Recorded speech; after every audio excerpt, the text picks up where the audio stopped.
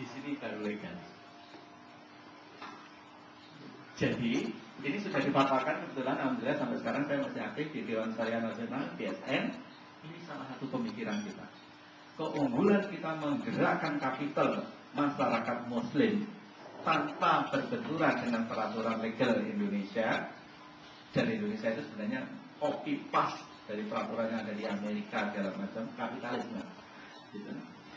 Melalui sistem perbankan syariah, makanya kita keluarkan fatwa namanya mudharabah muqayyadah. Ini artinya apa? Beda dengan Anda naruh uang di bank, terus kemudian sama bank terserah digunakan oleh apa. Kita gunakan fasilitas bank ini untuk mengkolek secara legal uang masyarakat, tapi penggunaannya dedicated. Masyarakat misalnya ini misalnya idcemerlang.com misalnya, Anda mengeluarkan ke situs idcemerlang.com, targetnya mengalahkan Facebook misalnya ininya, dan masyarakat senang itu melakukannya dengan itu, jadi bersemangat melakukan itu. Teman-teman yang sepikroh dengan Anda ingin mendanai itu, tapi jumlahnya 2.000, kalau dilakukan langsung terlarang, dilewatkan ini. Kalau pakai bank syariah Muslimat nanti pakai BNT aja, gitu ya, nggak masalah. Karena kalau bank syariah ini masih diatur BI, kalau BNT tidak diatur oleh BI, gitu kan. Koperasi, dana lewat koperasi kan, gitu. Jadi jalurnya seperti itu. Jalur pendanaannya seperti itu. Jadi kalau Anda punya ide cemerlang, nanti misalnya gitu, kemudian kita tertarik, kita sponsori, kita ini segala macam, jalur pendanaannya kurang lebih seperti itu. Lewat program namanya mudharabah muqayyadah, bisa on balance sheet atau off balance sheet, jadi didanai oleh masyarakat luas. Nah, kapan ide itu? Gitu yang saya ceritakan tadi di sini. Dana yang kita kumpulkan di sini nggak akan terlalu besar, tapi itu cukup untuk mengimplementasikan ide-ide yang kita lakukan. Seperti yang saya contohkan tadi. Ketika kita membangun pabrik komposit yang memproduksi material semacam ini untuk bangunan masjid, bangunan rumah, saya butuh beberapa yang jelas di atas 10M lah gitu, tapi masih tidak sampai ratusan gitu ya. Ini bisa kita danai seperti itu. Tapi nanti bila saatnya usaha itu mau digedekan lagi, ini tidak masalah. Saat itu nanti pada saat sudah jalan bagus, kan dia logikanya kalau jalan bagus kan sudah mentas dari debt ceiling, sudah menuju ke sini. Nah pada saat ini banyak nanti bisa go public, bisa bank yang baik, bisa namanya private equity. Jadi penempatan private equity itu namanya private, tapi tidak harus dari pribadi, bisa dari corporate, bisa dari institusi, tapi kalau sudah besar menuju ke sana tidak masalah. Nah, yang perlu kita solve adalah hanya di sini, gitu, di ini. Menurut hitungan saya, gitu, dana yang bisa kita gerakkan dari sini, gitu, asal Anda nggak mikirin ratusan miliar, itu masih bisa, gitu ya, ini, gitu. Masih mungkin dilakukan, gitu ya, ini dengan pola seperti ini, gitu ya, dengan pola semacam ini. Nanti kalau sudah butuh ratusan miliar, kita cari ahlinya lain, gitu ya, untuk mengembangkan anunya dengan cara yang lain, gitu. Jadi kalau Anda nanti sempat melihat proyek-proyek kita, baik itu proyek integrated farming, mulai dari peternakan kita, misalnya orang masuk kambing, keluar itu susu bubuk, gitu kan. Nah itu adanya di pabrik kita, gitu. Itu seluruh pendanaannya modelnya begini. Model penyalurannya adalah kurang lebih seperti ini. Kalau Anda lihat pabrik komposit kita, gitu ya, yang nanti targetnya siapa pesaing kita. Kalau Anda bangun bangunan seperti ini, semennya sudah produksi perusahaan asing, ya kan, ini kan. Bajanya perusahaan BUMN yang sedang dijual. Nah, gimana kita melawannya itu? Kita lawan nanti, tidak lagi kita pakai semen, tidak kita lagi pakai baja, kita pakai gedebok pisang. Diproduksi rame-rame oleh masyarakat, gitu. Bisa gitu. Nah ini contohnya. Jadi itu bapak-bapak sekalian. Jadi intinya ya lihat kan. Pak dia mau lihat ya udah lihat aja. Jadi intinya itu. Jadi teman-teman sekalian, yang kita lakukan adalah sebenarnya sharing, kita coaching, dan nanti kalau kita diperlukan untuk invest di dalam waktu dekat kita juga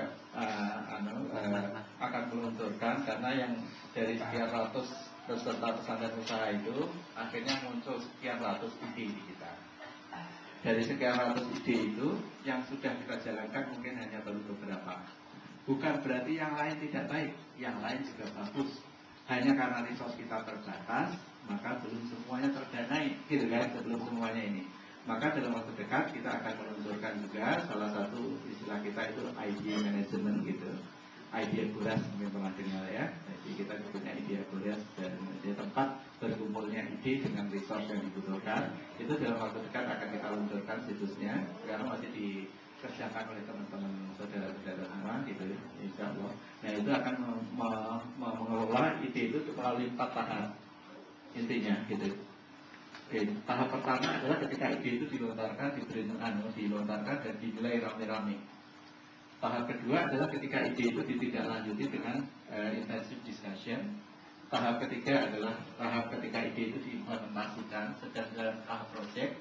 Tahap keempat ketika ide itu operasional. Pada saat inilah nanti yang kita monitor tadi, target kita yang divisi tadi. Berapa lapangan kerja yang tercipta? Pada saat ini nanti yang akan kita monitor 3 hal. Satu adalah sales atau turnover, 2 adalah aset, ketiga adalah lapangan kerja tadi. Lapangan kerja. Jadi nanti dari perjalanan dari ide sampai berapa lapangan kerja yang tercipta, itu nanti akan kita kelola dalam satu sistem yang sekarang sudah disiapin oleh teman-teman IT kita, itu tim IT kita untuk nantinya terwujud dalam waktu ini. Pada saat inilah nanti ratusan ide yang sekarang belum terrealisir juga yang akan masih muncul nanti dikelola secara sistematis. Baik, sebelum saya lepaskan ke diskusi, saya undang Pak Doni. Pak Doni. Pak Doni ini salah satu, saya ceritakan sedikit profil tipikal dari peserta kita, gitu ya. Tadinya pegawai, tidak merasa nyaman sebenarnya kedudukannya sebagai pegawai, dia memutuskan ikut sampai angkatan pertama, pertama ya, Pak Doni ini angkatan pertama, gitu, masih muda sekali di program angkatan pertama. Alhamdulillah bidang yang dipilih itu jamur ditekuni. Ya, di belakang juga ada Pak Angka yang ahli jamur kita, gitu ya, dia belajar bareng Pak Angka, gitu ya, ahli jamur kita. Tapi yang perlu saya garis bawahi, kenapa kita bisa share pengalaman dia, bagaimana mengubah ketika setahun yang lalu dia masih pegawai, sekarang dia mempunyai 10 orang pegawai dan dalam proses akan dilipat gandakan dalam waktu dekat. Jadi pengalaman beliau ini bisa diceritakan. Saya garis bawahi bukan berarti sudah sukses ya. Jadi kalau kesannya sudah sukses itu orang sudah berhenti gitu. Tapi itu usaha itu adalah satu perjalanan ongoing.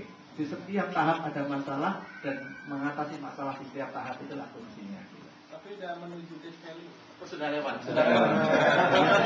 Value itu hanya dilewati dalam beberapa bulan untuk kasus dia gitu. Assalamualaikum warahmatullahi wabarakatuh.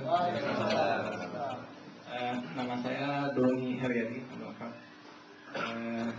Oke, langsung saja.